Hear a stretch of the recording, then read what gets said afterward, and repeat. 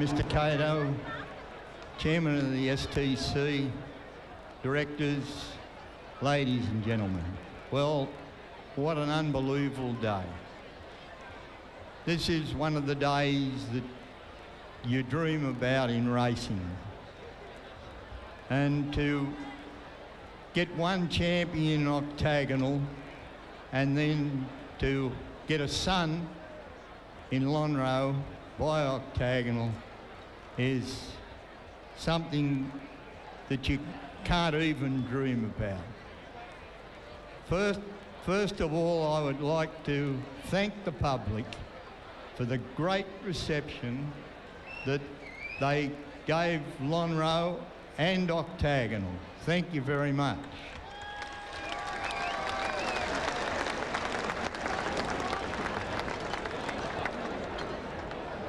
I think next, the most important one to thank is John Hawkes. John, as you would all be aware, trains our horses in the 4 states of Australia where we've got stables. He does a fantastic job. He's got a great backup team in Peter Snowden and his 2 sons, Wayne in Melbourne and Michael, and David Parnell in Adelaide. I think the next important one is Trevor Lobb for the wonderful job that Trevor does in mating all our mares, buying our horses, selling our horses, which is a very big and a very important job, and he carries it out terrific.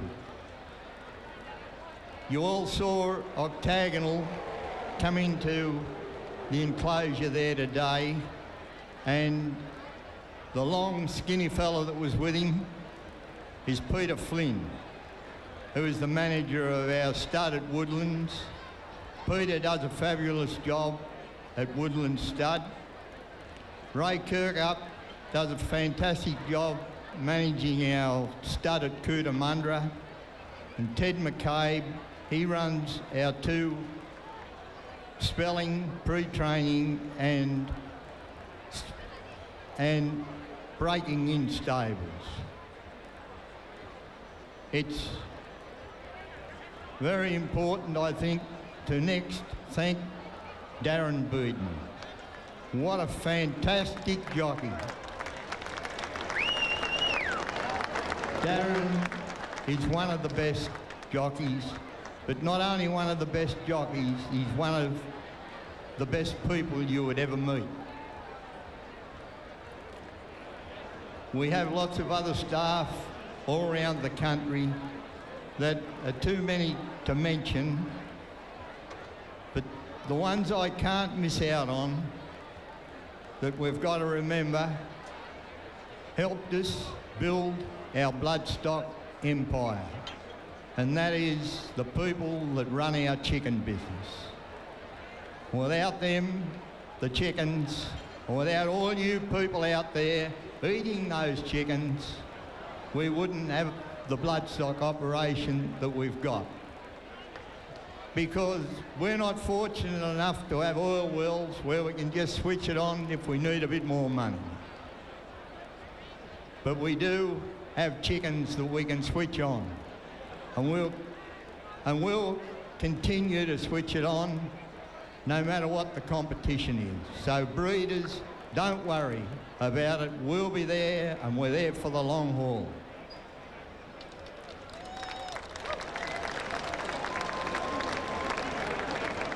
I'd particularly like to thank the STC for the wonderful promotional job that they have done here today. What a wonderful day's racing we have seen so far, and there's more to come. The big one, as they all say, is yet to come, the Golden Slipper. And I hope all you punters are still winning, and if I've forgotten anyone, I'm very sorry. Thank you very much.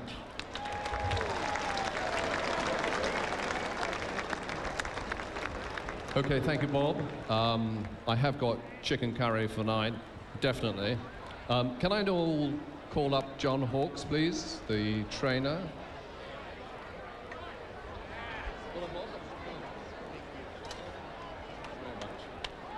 Congratulations. Thank you very much. Well Thank you. trained. Thank you very much. Thank you. Thank you. Thank you. Okay. Thank you. Members of the STC, distinguished guests, ladies and gentlemen, I'd just like to thank all the public for following Longroad throughout his career, and especially today for turning up. It's absolutely fantastic. I'd also like to thank our staff throughout Australia, but in particular Peter Snowden here in Sydney. They do a fantastic job, and there's a lot of work to get horses here to perform like this on the day. I'd also like to thank Darren Beeman. He's got a great rapport with the horse, rode the horse extremely well, and we've only got one more to go.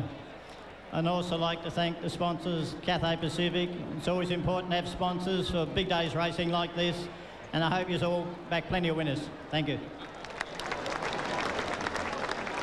John Hawkes there, and well, it's Randwick in 2 weeks' time. We're going to take a break. Believe it or not, they're right. The big one hasn't been run, the Amy Golden Slipper. That's coming up next. Alinghi's lunging. She's going to get up. The Giant Filly does it. Mighty performance. Alinghi wins on a length on the line. Second home is Wade. It's hard to believe she's just a baby. Alinghi dwarfs her rivals in the same vein as the Great Sunline. But does she have the speed and ticket to outgun the land's best youngsters in the world's richest race for 2-year-olds? We'll find out next. It's Amy Golden Slipper time, exclusively live on 7.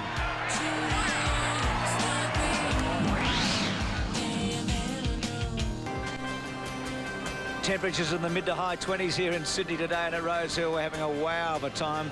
Probably a capacity crowd of 30,000. They shut the gates last year, similar this year, and they've seen some mighty racing as we build now towards the Amy Golden Slipper. Let's check the totes. Alinghi, what price is she? Can you believe that? $1.40? $1.40, so maybe that's a big all-up bet. Maybe a big all-up bet has gone on to her. We've got 1.5 million. That's the only reason I could think she'd be at $1.40. Dance Hero and Charge For, well, they're all going to get out now. $8.10. Down to $1.40 Alinghi as we go over the page.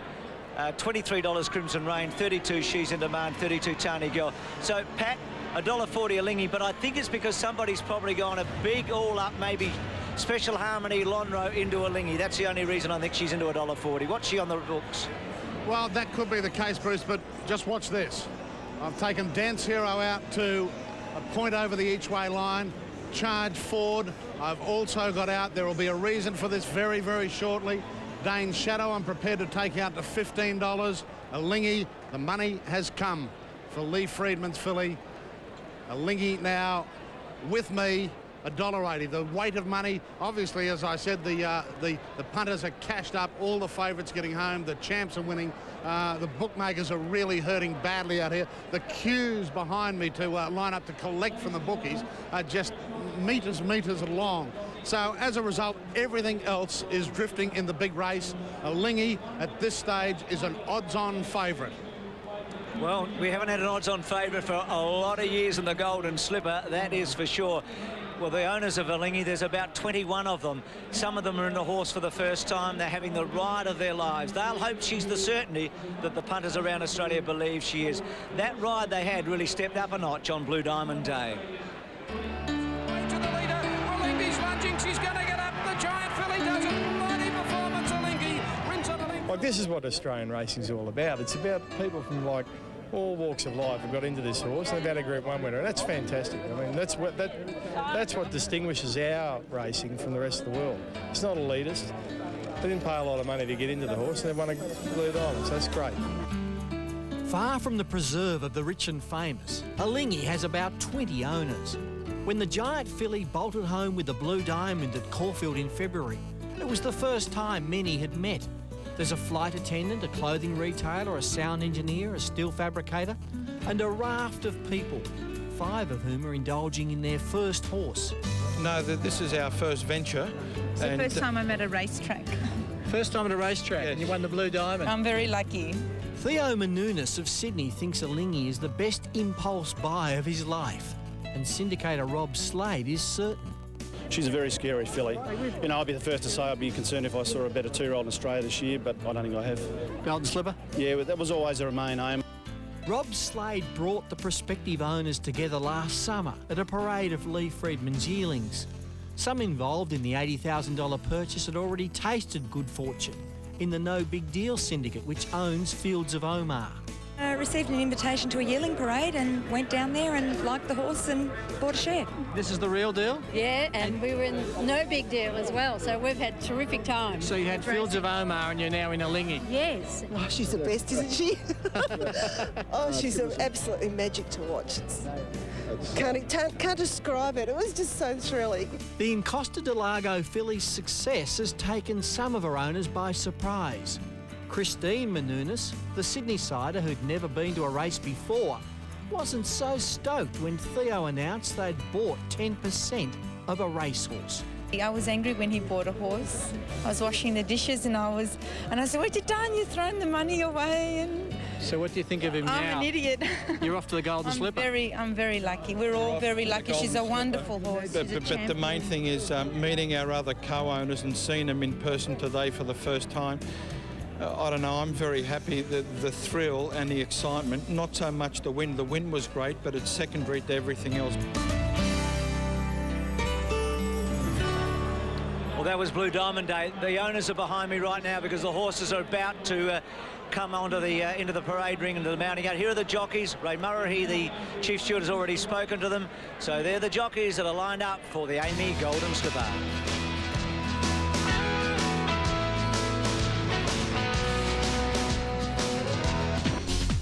What does a bowls shop owner, a postie and a construction worker have in common? This. They won't get Polar Success, and Polar Success beat Half In the sport of kings, this was a victory for the Battlers. A syndicate chasing the thrill of racing, and boy did they find it. I don't think you'd ever replace that day. I dreamt about owning a racehorse for years, and then to get one to win a Group 1, you know, that's as good as it gets. It's what racing and the Amy Golden Slipper is all about. Sure, it helps to be a singer or a gay, but it doesn't guarantee success. Just ask these guys. We were just about to walk out of the sale. I said, what else you got? And we brought out Polar Success, so right place at the right time was all it was, just luck. Today, there is a new breed of 2-year-olds on the verge of greatness, and a new gang of battlers lured by a dream. In just a few minutes' time, they too may be the kings of racing. And the advice from those who have lived it is simple. Enjoy it to the fullest. So 12 months ago, Polar Success, those colours will go around today with Graham Rogerson, but today it's all about Alinghi and her syndicate of owners. She's the favourite, but she's no sure thing because there's some good colts in this race, including this fellow Dance Hero. He's probably the best of them. He's won 3 out of 4. He's won the Magic Millions in the fastest 2-year-old time of the season. And he was very impressive there too. He's a dominating horse, Bruce, that'll bounce out of the gates from barrier 2. He's got to get a clean start. He'll be poised. He'll be the horse to run down. Don't worry about that. But I've just got a concern in the back of my head. Did he peak for the Magic Millions, Kenny? Can he produce that and break that 1-9 today? I feel he did, Simon. Okay. So, Dance Hero to charge forward, who was impressive in winning the Todman 2 weeks ago. Darren Beedman won his first Golden Slipper, believe it or not, 20 years ago on Inspired. That's a good name for today, Inspired. Can he do it again? I think he can, Bruce. This horse has impressed me greatly, his 2 runs this time in, and I'm of the opinion the faster they go, the better he'll race. He can accelerate off a high speed. I thought his win when ridden fractionally upside down in the Todman Slipper was a terrific run. This will be his 4th run. He's been primed to the minute by John O'Shea, and he's a lovely type, Bruce. He needs to jump clean. He can't afford to miss the kick today. Uber won the Black Opal last start at Canberra. Catbird did the double in 99. It hasn't been the best guide. He's a pretty big odds. He's not good enough, I don't think, Bruce. Surprised everyone at Canberra, and he's a promising horse. but I don't think he'll have the dash to beat this class. Scott Pollard, the jockey, only took up riding 2 years ago. He's a 31-year-old. What a story that would be. Yep. Here's the Polar Success colours. Econsul, he will get to the line hard. He won the Widden in January. He was third in the Skyline. Look, he reminds me that he wants 1,400 metres, this horse, a size produce type of horse. He's going to sit back. He's going to be having the last laugh at these horses. If there's a brick wall and they go too fast with 50 to go, he'll be charging on, I reckon, Ken. Bruce, he's part owned by Colin Tidy. He might need him after all those favourites winning earlier in the day. He's the leading bookmaker. Now, John Hawkes had 7 runners last year in the Golden Slipper. He's got this fellow only today. I say only, he's bred to be a champ, Dane Shadow. 2 starts for 2 seconds. He reminds me of Exceed Excel. There's no doubt about the talent, but I don't think he's quite there yet. He has got a bit of an advantage with one Ellie, and perhaps he's a surprise packet if there is one. Well, what about Fastnet Rock for Glenn Boss, who won on Flying Spur in 1995? He's probably the most talented maiden going around in Australia right now. This horse, I hope he's been to a psychiatrist, Bruce, because I reckon mentally, if he can get this right on race day, and it just may be today, he is going to fly home. And he got the blinkers on for the first time there, Ken, which is going to help him. I like him because he's got a turn of foot when he gets going. Yeah, he looks all over the place, doesn't settle as good as he should. I think the blinkers will help him a lot. Well, here's the horse of the moment, Alinghi. 4 out of 4. She won the Blue Diamond like an absolute superstar. She's hoping to become the first odds-on favourite in 44 years to win the Golden Slipper. If she wins today, like she won the Blue Diamond, she will go down in the annals of Australian racing as one of our greatest ever 2-year-olds. It's all in front of her. Yes, nobody will argue with that. And she comes in here unbeaten. And she's going to be hard to stop spoiling that record today. And the reason is she's foolproof. She goes to the barriers like she's 6 years of age. She jumps out of the gate. She's never flicked her head in a race, Bruce. She's copped a bum. It was a rough house affair in the Blue Diamond. She'll cop the pressure today and be hard to beat. Burning Sands won the Sweet Embrace last start, was 5th in the Magic Night. I doubt she's good enough, but she does hit the line well. Crimson Rain has got the Love Heart on her rump at the back, like on her silks. She's a fast filly. She comes in 2 barriers to 11. That'll suit her. She's a smoky. I think she's yet to peak, this filly, Kenny. I've been pretty impressed watching her tapes, and she'll be right there today. I think she's a second pick of the fillies. Flying Firebird will be a big odds. Won the Wellington boot last start. Before that was in the market, but unplaced in the Black Opal. She's got a pair of boots, but I don't think she'll have any slippers. She is at big odds, that is for sure. She's in Demand's in good form. Up in class, sure, but she won the Kembla Classic and she'd won at Rose Hill before that. Each run she's got better than the previous run, and she's another roughie well drawn with one of Simon's mates, Darren Gauchi, riding her. Another who could surprise. And what about the trainer? Well, once upon a time a jockey too, Mario. He was Mario Caldebiano, and I'll tell you something, he's one of the better trainers in Sydney. Here's Tony Gill. Ross McDonald, the trainer. Courtser was the last favourite to win the Golden Slipper 15 years ago. A couple of minutes ago, Peter Donegan said, good luck, Ross. He said, we will win. He is very confident. They smashed this horse in the betting ring when she had her first start there at Flemington, Bruce, and she won accordingly. She's got a fantastic action. She's only had a short preparation. Her second start, she was flown up to Sydney. She ran super. They gave away the early lead on her, Kenny, which I thought didn't suit her. She is a lovely-looking individual. She's by Redoute's Choice, who's a boom sire, and I'll tell you something, they've caught a bus up here, the boys. There's about 8 of them come up to back her, and she'll be hard to beat. No horse with a name Faster Pussycat could possibly win the Slipper. All due respect to the connections, could it, Ken? She's a bonza filly. She's had 4 starts and won 33 grand, but that's a long way short of 3 million. I think she's making up the numbers. Her dad goes all right, Flying Spur. Her dad won it in 95. Well, they're on their way to the posts. It's time now for Christine Anu and the National Anthem. And ladies and gentlemen, now, the last horse ridden by Rod Quinn, number 15, Faster Pussycat. Ladies and gentlemen, as the horses are now making their way onto the track, I'd like you all to be upstanding for the National Anthem. And from Seven's Pop Stars, please welcome Christine Anu.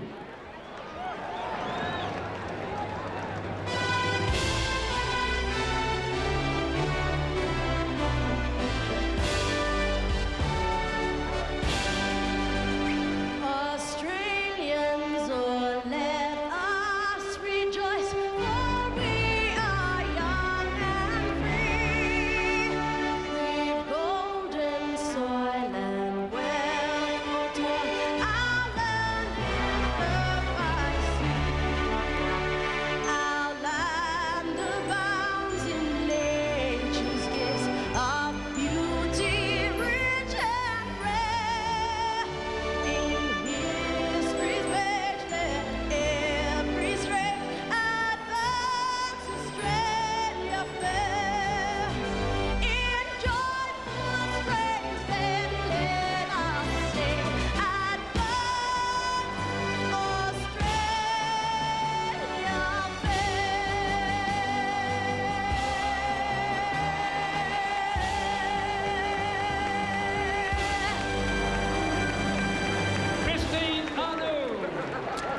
In full flight and great voice today, Christine Arnoux. Damien Oliver yet to win a Golden Slipper. If he does, he would have won the big four in Australian racing, the Caulfield Cup, the Cox Plate, the Melbourne Cup. So he's poised to join the Grand Slam club. Only 5 jockeys have done it. The other big thing, if Lee Friedman wins, a 5th slipper, a 100th Group 1 race. It's all there in front of them with a Lingy for the 2 of them. He's had a good hit out on Special Harmony, Kenny. He'll be right, Ollie. He's in there stirring him up in the jockey's room, and an inspiring ride from Darren Beedman too. There's a bit of karma there. They've all come here to win this way for this championship event, Kenny. Simon, there hasn't been a flat part of the day yet. We've had Special Harmony, we've had the BMW, we've had Lonhro, and guess what? It might get better. Well, let's find out what they're doing in the ring. Lingy had been crunched up. Pat, we haven't had an odds-on winner for 44 years. Will she run an odds-on favourite? She will definitely run an odds-on favourite. The punters believe we'll have our first odds-on favourite win in 44 years. But I can tell you, there's been a little late money for Dance Hero in half a point. Charge Ford, I'll keep at the $7.50 mark. Now, Dane Shadow is the one that we must watch because just in a point in the last few minutes of betting with me, and this is the one that Colin Tidy is holding huge money out in pre-post betting. Fastnet Rock has drifted a couple of points. A Lingy even shorter. I've got a Lingy now at $1.75. Down the bottom, Crimson Rain out a couple of points. And Tani Girl has been pretty solid. There has been some reasonable money for Tani Girl out to 20 to 1 in my markets. But yes, a Lingy will definitely start an odds-on favourite for the slipper. We've had a couple of odds-on favourites go down in that time. Special Girl, one that comes to mind. Yeah, and Biscay, I think, may have started odds-on as well, Bruce. But it's been a long, long time. Well, for Damien Oliver, it's all in his hands now. This is a very, very outstanding, remarkable 2-year-old, but it is D-Day right now. This is her grand final. She's been favourite for the Golden Slipper for a long, long time. John Letts is out there with a Lingy. Yes, I'm just following her around, Bruce. I think that's what the others might be doing in a moment too, because she looks magnificent, this filly. Beautifully turned out by Lee Friedman. She is a magnificent... She looks more like a colt. She's just nicely relaxed. Damien's got his feet out the stirrup irons now. She's walking around and she looks like she's ready to run. There's some of the others who are a little bit towed up. The Toppy, he looks Dance Hero. He looks pretty good. He's nice and relaxed, but she is the pick of the lot at the moment as far as, you know, walking around, and the boys are just wiping her neck with a towel now, but it's only just where the reins have been rubbing, so she is ready to run and she looks magnificent. John is a former jockey and a great jockey in your own right. I mean, they say this is one of the pressure races in any Australian racing year. Yeah, this is one of the hardest, Bruce. I was only riding a couple of these, but gee, it's on all the way, and it's last man standing more or less. But I can't see any disadvantage of this filly. When she drew 11, I thought she might have a job, but then when you look at the field and you look at the class of the field and the way she races this filly, there's 2 come out from inside her. She goes into 9. I think Damien's going to have a beautiful run. I can see him running about 5th or 6th on her and just waiting till they straighten up. And if he gets her out to a clear run like we did see Lonhro earlier in the day, I think we'll be cheering her home, I'm pretty sure. No wager in the race, therefore, I mean, I guess the leaders are either Crimson Rain or Dance Hero. I mean, is it a sure thing the pace will be on all the way here? Well, he put the speed on in the Magic Millions, Dance Hero, and I think he'll do that again today because Crimson Rain's probably got across from a wide alley, and the very good barrier horse, the horse who hits the ground running, is Tani Girl. Now, how are they going to ride her? They're going to ride her positive, Kenny, because in any race as a jockey, you don't get caught 3 deep. Now, we're a $3 million Golden Slipper. These boys are going to use their petrol and then try and steady mid-race. Now, there's always pressure going to this first bend, and there's always a little bit of interference, so he'll be very positive on her. I think Dance Hero will lead, but that's what I assume, that perhaps Tani Girl's the one running second. Well, Dance Hero was in a half a point the last time we spoke to Pat. Is there any more money for him, Pat? There certainly is, Bruce, in another half a point now, Dance Hero. So that's where the late money is coming from, but it could be punters looking away from the favourite because I've still got the favourite, a Lingy, at $1.75, and there's been no real movement on that. I think the big investors have done their stuff. They're like the rest of this 30,000 strong crowd. They're going out and now looking for a position to watch it from. But Dance Hero is the late mover into a point above the each-way line. John Letts, we'll go back to you because you mentioned a short time ago Dance Hero was a bit on the toe. Has he settled down? Yeah, well, Bruce, he was a little bit reluctant to go up into the gates. He's wanting to lay back, but they're hunting him up now. But usually when you see that sign in a 2-year-old, you know, you don't like to see it because you like to see him very keen to run forward. The filly, she's gone in now.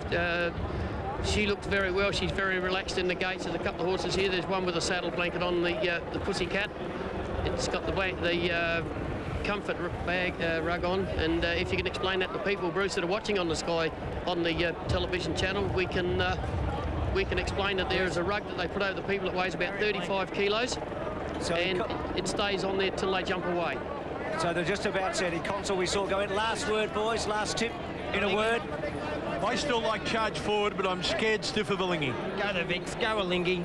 Well, they're just about set. John, you've got something else there, let's see. Filly we were just talking about in the 10 gate, she's just got down on the ground, having problems with the rug now. I don't know whether they're going to get her up. She's drawn the 10 gate, Bruce. I can't see her number, but she's actually had the... that would be Faster Pussycat, John. Yes, well, she had the barrier blanket on. The boys are straightening it up now. They've got her up on her feet. The rider's getting into the saddle now, so she's okay. She had an elevated temperature early in the week, so she's had quite a week. Faster Pussycat. So she's right to run, John? Yeah, she's right to run, Bruce. She's laying on the side. She looks like she's not in a very good mood, I don't think, Pussycat. It's every race caller's dream to call a Golden Slipper. Wayne Wilson, this is your first. Good luck. Thank you, Bruce. They're just about set to go. This is a massive plunge on Alinghi. They're all in line, and the starter goes to the platform. He's ready for them. Dane Shadow on the inside. Racing Dane Shadow hesitated at the start, missed it a half length out wide. Crimson Rain and Tani Girl is showing blistering speed. Chris is kicking up hard on Dance Hero closer to the inside. She's in demand, goes to fourth. Crimson Rain, Flying Firebird going up quickly on the outside. Charge Forward is next. Fastnet Rock and Burning Sands getting back in the field. Alinghi's well back, and she's 3 wide too. She's racing outside of Uber, and dropping to the rear is Faster Pussycat. Coming down the side, and they're going helter-skelter. Dance Heroes just in front. Flying Firebird attacking him on the outside. She's in demand, is running third, coming out 3 deep. Tani Girl is fourth on the rails, followed by Charge Forward. One going a little wide on the turn into the straight. That She's in demand. Crimson Rain is working into the clear. Dane Shadow. Where's Alinghi? Oliver bringing her to the extreme outside. She's coming after them now, but Dance Hero's the leader. Dance Hero's in front. Charge Forward is coming at Dance Hero. Alinghi's flashing home down the outside. Dance Hero, Charge Forward, Alinghi. Dance Hero's just in front. Charge Forward's having a dive. No, missed him. Dance Hero. Dance Hero beat Charge Forward. Alinghi third. Fastnet Rock fourth. Followed in by Dane Shadow, Tani Girl, Burning Sands. The next one over the line there was Faster Pussycat. Then Console. Crimson Rain stopped in the straight. She's in demand, and Uber, one of the last home in company with Flying Firebird. What a race. Maybe we've been looking in the wrong direction for a great 2-year-old. He led all the way in the Magic Millions, and today he's run a sensational time. He's broken the Golden Slipper record. It's the fastest Golden Slipper in history. He's run